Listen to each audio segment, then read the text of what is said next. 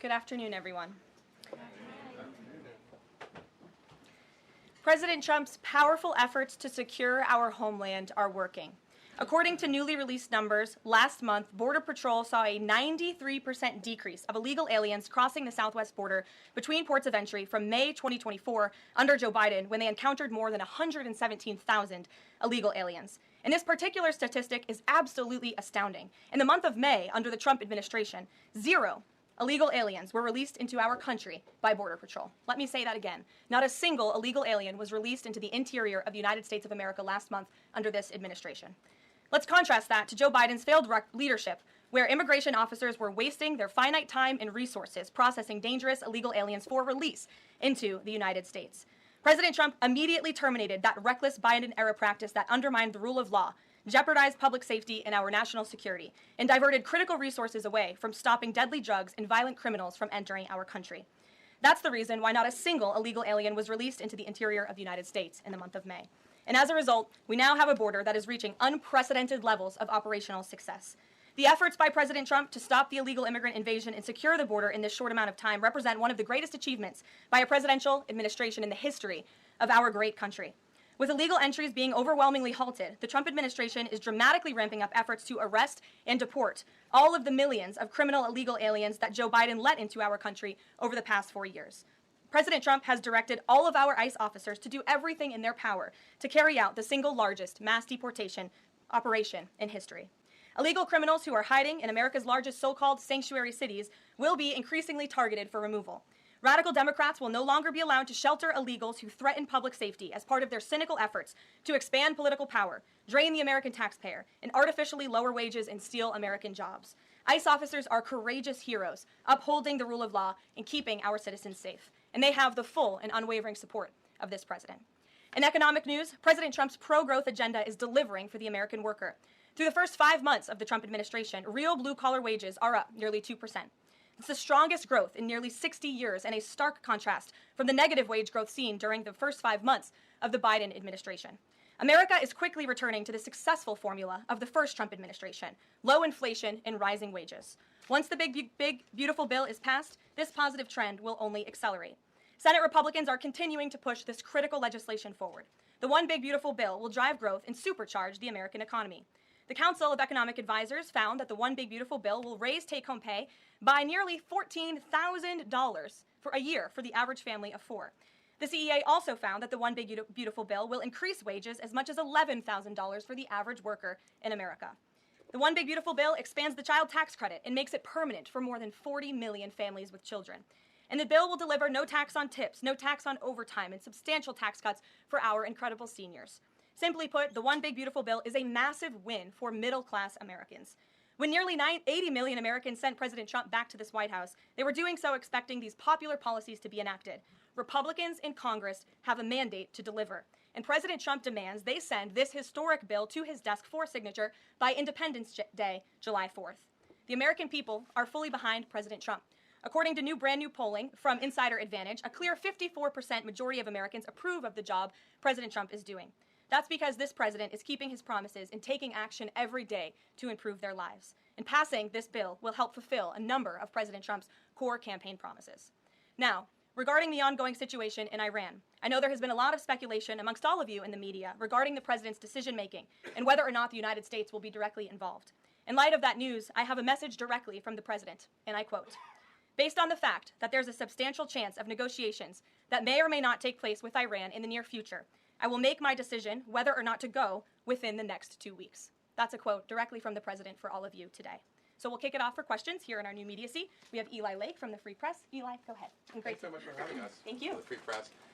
The decision to extend the, delay in enforcing the TikTok ban. Sure. Can you talk about how the White House understands its constitutional authority in light of the Supreme Court's decision in January that said that the president had to enforce the ban? Sure. Well, as all of you know, because the president put it out on his Truth Social today, he did sign an executive order to extend the TikTok ban for 90 days. So in the effort to make a deal. And the White House counsel and the Department of Justice have reviewed this executive order, and I can get it for you. I think it's on our website by now. If it's not, my team will now put it up immediately. And you can read the language in that executive order. And the White House counsel's office and the Department of Justice strongly believe in the legal rationale for this executive order. They wouldn't have the president's pen hit it if they didn't. And the political reasoning for this, of course, is because the president made a promise to keep TikTok on. There are 100 million Americans who use this app. It's wildly popular. He also wants to protect Americans' data and privacy concerns on this app, and he believes we can do both things at the same time. So he's making an extension so we can get this deal done. Can I get a follow-up? Sure. A few weeks ago, Tucker Carlson reported on a meeting between the president, Mark Levin, and others at the White House. Is there a leak investigation, and can you say who else was in that meeting? I'm not aware of a leak investigation at this time. I, for one, do not reveal details about the president's private meetings without his permission to do so. But certainly the president does not like when people leak. He takes that very seriously. This entire administration takes that seriously, and that's why you've seen at agencies some of the cabinet secretaries have been given the authority by the president to let go of staff who are engaged in such leaks, especially those that risk American national security. Sure. Go ahead. Karoline, thank you. So, Rhino warmonger Lindsey Graham, he recently called on the U.S. to go all in. That's quite the lead to a question. Right. What's your message to everyday Trump supporters? Not the Tucker Carlsons or other big names, but everyday Trump supporters, grassroots who voted for President Trump to stop the wars, rejected this in the primary, going into another war with voting against Nikki Haley, and they want to see non-U.S. involvement in this war. What's your message? Trust in President Trump. President Trump has incredible instincts, and President Trump kept America and the world safe in his first term as president in implementing a peace through strength foreign policy agenda. And with respect to Iran, nobody should be surprised by the president's position that Iran absolutely cannot obtain a nuclear weapon. He's been unequivocally clear about this for decades, not just as president, not just as a presidential candidate, but also as a private citizen. In fact, I have some quotes for you. In 2011, President Trump said, America's primary goal with Iran must be to destroy its nuclear ambitions. We cannot allow this radical regime to acquire a nuclear weapon that they will either use or hand off to terrorists. In 2015, the president said the problem is that Iran poses an existential threat to Israel, our Middle Eastern allies, and the United States. And of course, the president has repeated that in his first term as president and his second term as president as well. That's why he was adamantly opposed to the disastrous Iranian nuclear agreement that was implemented by President Obama. And it's why he has given great latitude and given a lot of effort to achieving a diplomatic solution. But he's been very clear.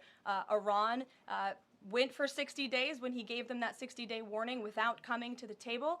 On day 61, Israel took action against Iran. And as I just told you from the president directly, he will make a decision within 2 weeks. A follow-up? Sure. Go ahead, Natalie. Thanks, Caroline. Can you confirm whether Steve Witkoff has been in touch with the Iranian foreign minister? And does Witkoff plan to go to Geneva tomorrow for talks? I am not tracking that on Mr. Witkoff's travel schedule, but I can certainly check in with him to be sure. As for correspondence between the United States and the Iranians, I can confirm that correspondence has continued. As you know, we were engaged with 6 rounds of negotiations with them in both indirect and direct ways.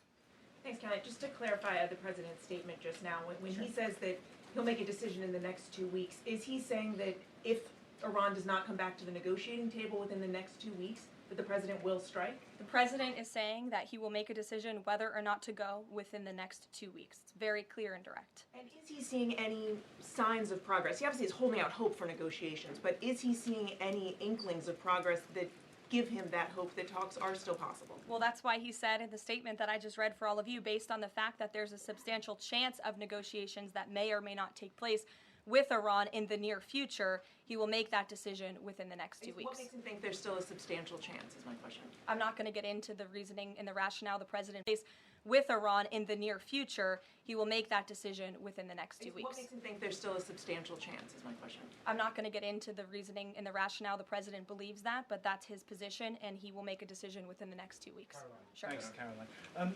President Trump has said previously in regard to Russia, he's used this phrase about 2 weeks several times in terms of we expect like a 2-week deadline and then you give another 2-week deadline. How can we be sure that he's going to stick to this one on making a decision on Iran? Well, in those deadlines, as you've seen in respect to Russia, Ukraine, might I add, these are two very different, complicated global conflicts, as you know, that the president inherited from our previous incompetent president in the weakness of the previous administration. And the president has spent a tremendous amount of time and effort cleaning up these crises that were caused by the last administration's just complete dereliction of duty on the world stage and American weakness. Now we have American strength again.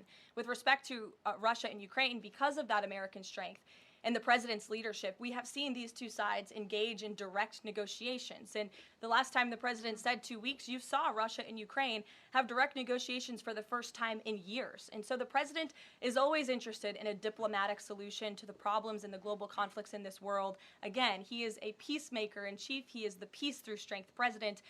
And so if there's a chance for diplomacy, the president's always going to grab it. But he's not afraid to use strength as well, I will add. Francesca. Thanks, Caroline. What exactly would a deal with Iran need to entail? No enrichment of a uranium, and it would absolutely not. Iran is not absolutely not able to achieve a nuclear weapon. The president has been very clear about that. And by the way, the deal that Special Envoy Witkoff proposed to the Iranians was both realistic and acceptable within its terms, and that's why the president is sent that deal to them. To follow up on what you told Natalie, are the talks that the United States is currently having with Iran direct, or are those through intermediaries? And if so, which countries are acting as the intermediary right now? Out of respect for the ongoing discussions and negotiations, I am not going to get into the details of them. We've provided you confirmation for now. Go ahead. Sure, and then behind you too. Oh, okay. So thanks. Sorry. On the topic of negotiations and talks, does the president have any hopes or specific expectations for the talks tomorrow between European foreign secretaries and their Iranian counterpart? Well, certainly the entire world is on the president's side when it comes to the fact that Iran cannot obtain a nuclear weapon. This is something that pretty much all of humanity, except for the Iranian terrorist regime themselves, agree upon. And so the president expects that Europe will deliver that message directly to the Iranians. Why does President Trump believe that this 90-day extension on TikTok will provide more runway perhaps than the previous extensions that haven't led to a divestment deal? Because it's more time to make a good deal. Simple question. Dasha? Thank you so much. I know things are going day by day right now. The president wants maximum optionality. Is the possibility of the U.S. getting involved in regime change in Iran at all on the table at this point? And then I have one on Sure. The president's top priority right now is ensuring that Iran cannot obtain a nuclear weapon and providing peace and stability in the Middle East. On Medicaid, Caroline, Sure. The Senate put forward Medicaid provisions, particularly a lower cap on state provider taxes that hospitals have said would lead to mass closures, particularly in rural communities. Is the president willing to sign a bill that includes those provisions that Republican senators like Josh Hawley say will lead to hospital closures? Out of respect for the ongoing discussions that the White House is very much actively involved in with our friends in the United States Senate, I won't comment on that specific provision. Look, the bill hasn't been sent to the president's desk yet. There's more room for change. The president, for one, I will reiterate, has been very clear on his priorities with respect to Medicaid. He wants to see waste, fraud, and abuse ridden from the system to protect it for tax-paying citizens who deserve those much-needed benefits. He wants to prioritize the sick, the needy, the poor in this country who deserve those benefits, not the 1.4 million illegal aliens who are receiving them. And he wants to make sure this one big, beautiful bill kicks those illegal aliens off of this program to preserve it and protect it and strengthen it for the American people. And the president has been very clear in that message to his friends in the Senate. Jackie. Thank you, Caroline. Sure. Logistically, if the Iranians are getting to Geneva, does that mean they've found a way to get to the White House? I am not going to get into hypotheticals, but as you heard from the president yesterday, they have expressed interest in doing so. There's a lot of pressure on the president to come to the aid of Israel. There's a lot of pressure on him to finish the job with force. How is he balancing the concern that if he doesn't choose to do that, that it would send a message to Xi Jinping about the U.S. commitment to Taiwan? Well, the president enjoys a very respectful and cordial relationship with China's president. He has long maintained that, even in his first term. And China and the United States share many strategic interests, both in terms of economics and also, of course, global affairs and foreign policy as well. However, when it comes to balancing these different viewpoints, the president is balancing a lot of viewpoints, and he is listening not just to other world leaders, but to his advisors and to people here in the country and the American people too. And I think that's what makes this president such a great leader, is his ability to listen and make a good decision on behalf of the American public based on his instincts and his experience. Don't forget, this is a president who was here before, and the world was a much more peaceful and stable place when he left office than when he came back in after the past 4 years of complete incompetence by the previous president. Philip, go ahead. Thank you, Caroline. Two quick questions. When the president says Iran is very close to a nuclear weapon, is he relying on U.S. intelligence or intelligence sharing from an ally to make that assessment? It is a fact, and the United States government maintains this fact, that Iran has never been closer to obtaining a nuclear weapon. And then if the U.S. were to take some type of military action, would the president go to Congress to seek war authority? I'm not going to engage in hypotheticals. I gave you the statement from the president. He'll make a decision within 2 weeks. Thank you, Caroline. Sure. Go ahead. Thanks, Caroline. Mary and then Elizabeth. Two questions, one on Iran and then the second on something Jasmine Crockett said this morning. So given that we know the Iranian government did order an operative to assassinate the president, is there concern that Iran might respond with non-traditional military ways to some kind of strike on Iran, such as another assassination attempt? And has the Department of Justice looked into this last attempt on the president's life? I believe Secret Service and the FBI have looked into the 2 assassination attempts that took place against the president, both of which were sad days in our nation's history. So I would defer you to the Department of Justice on where those investigations stand. But as for your question regarding Iranian retaliation, I'm not going to engage in hypotheticals again, but I can assure the American public and the world that this administration is prepared and ready to defend American interests and assets, not just in the region, but here on our homeland as well. Thank you. And then really quick on Jasmine Crockett, she said, I believe, that Trump supporters are mentally ill before calling for bipartisan support against the president. Can you respond to that, especially considering she's a rising star in the Democrat Party right now? She is a rising star. It's quite something to behold, actually. I hope that she continues to be a rising star for the Republican Party, at least. I think it's incredibly derogatory to accuse nearly 80 million Americans of mental illness. The last time I checked, Jasmine Crockett couldn't dream of winning such a majority of the public as President Trump did. And the America First movement, which President Trump has built, is filled of hardworking patriots, the forgotten men and women, business owners, law enforcement officers, nurses and teachers, and middle America, as we all know, from where you all grew up, outside of this beltway. That's who makes up this president's movement. And Jasmine Crockett should go to a Trump rally sometime, and she can see it for herself. Jennifer. One on North Korea and one on China. Sure. On North Korea, they launched some rockets into the ocean today.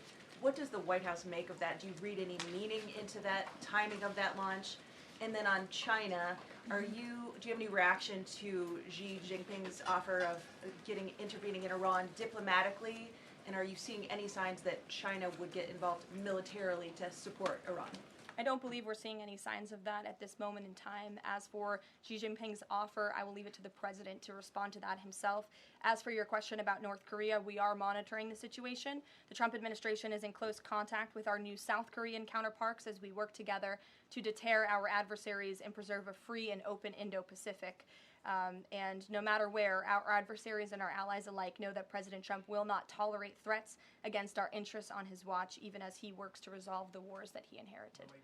Alex, go ahead, and then I'll come to you. Thank you. Is the president concerned about the economy if farms and hotels, et cetera, struggle to find workers? The president's always concerned about the economy. That's on his mind every day. He wakes up, he checks the markets, he checks wage growth. As I pointed out, it's a record high today for middle class and American workers. So the president's always wanting to ensure that we have a strong and robust economy for the American people and worker, and we do. As for the specific concerns regarding jobs, look, the president has made it very clear we need to remove public safety threats from the interior of our country, and that remains the focus and the priority of this administration when it comes to deportations, no matter where somebody works. If they're an illegal alien rapist or murderer that was allowed into this country in the past 4 years by this administration, the American people want those types of criminals to be deported from our country, and that's what the president is backing ICE to do. Thanks. There was an apparent skirmish between the Chinese and the Philippines in the South China Sea. Just curious if you had any reaction to that, and if the steps you're taking towards the Middle East right now are reducing your capacity to deal with that situation. I believe that happened as I was preparing and coming out here, so we'll get you a response to that. Certainly we have one, and our teams are always monitoring situations all around the globe. Okay, and then one more just on Iran. Just over the past 24 hours, we've seen some Israeli strikes on Natanz, Isfahan, and Kondab nuclear facilities. Is there any assessment just of how effective or what the result of those strikes will be?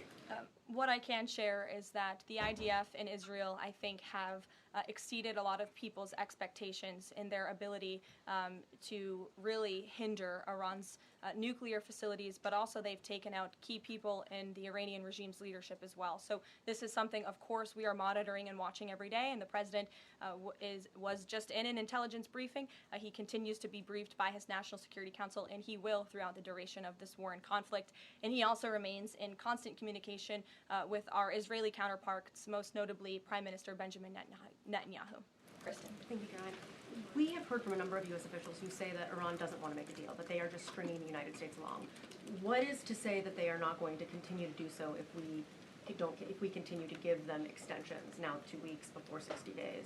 Look, Iran is in a very weak and vulnerable position because of the strikes and the attacks from Israel. And with respect to the president's statement, I shared that with all of you. And he has been very direct and clear. Iran can and should make a deal. We sent a deal to them that was practical, that was realistic, or they will face grave consequences. Why is Steve Witkoff not participating in the talks this week? I can ask Mr. Witkoff why he is not. Thanks, Caroline. Does the president object if Israel attempts its own operation against Fordo in the next 2 weeks? I won't decide that for the president, nor will I share that here. I'll let him speak to that. Just another one. Iran is apparently warning Europeans that if struck by the U.S., it may withdraw from the nuclear proliferation treaty. That would result in throwing out inspectors and taking the program dark. What does the president think of the value of having Iran as a full signatory of that treaty? Well, that's reckless rhetoric, but I understand the Europeans are meeting with the Iranians tomorrow, so we'll see how that meeting goes. Just one more on Juneteenth. Does the president plan to commemorate the holiday today or make any comment on it? I'm not tracking his signature on a proclamation today. I know this is a federal holiday. I want to thank all of you for showing up to work. We are certainly here. We're working 24/7 right now. Nikki, go ahead. Actually, that was my question. Will he plan to mark Juneteenth in any way, either today or with an event later on, maybe next week? Sure. I just answered that question for you. Go ahead. Thank you very much, Caroline. The fact that this president is giving some time and space for diplomacy, another 2 weeks, does it mean that the president is trying his best to avoid a direct conflict with Iran? I think the president has made it clear he always wants to pursue diplomacy, but believe me, the president is unafraid to use... I think the president has made it clear he always wants to pursue diplomacy, but believe me, the president is unafraid to use strength if necessary. And Iran and the entire world should know that the United States military is the strongest and most lethal fighting force in the world, and we have capabilities that no other country on this planet possesses. Owen. Caroline, good afternoon. The Supreme Court, as you know, has upheld Tennessee's ban on transgender medical procedures for minors, puberty blockers, hormone therapy, etc. The White House reaction to that, please. That's a huge victory for America's children, and it's obviously something this administration believes strongly in, that young minor children should not be allowed to be subjected to chemical castration and mutilation. The president himself has taken very strong orders, or has signed very strong executive orders on this, and we are grateful for Tennessee's efforts to protect our children, and we are grateful the Supreme Court ruled on the side of the law, but also on the side of protecting America's innocent children. Elizabeth, go ahead. Sorry, I skipped you earlier. Okay, thank you so much. Secretary of State Marco Rubio announced new vetting procedures on student visas. Will this serve as a model for vetting other foreign visas? For all foreign visas, yes. As you know, the president signed an executive order, I think it was one of the first he signed in the first week, to strengthen our vetting requirements and our vetting system here in the United States for all visas. He directed the Secretary of State to do that.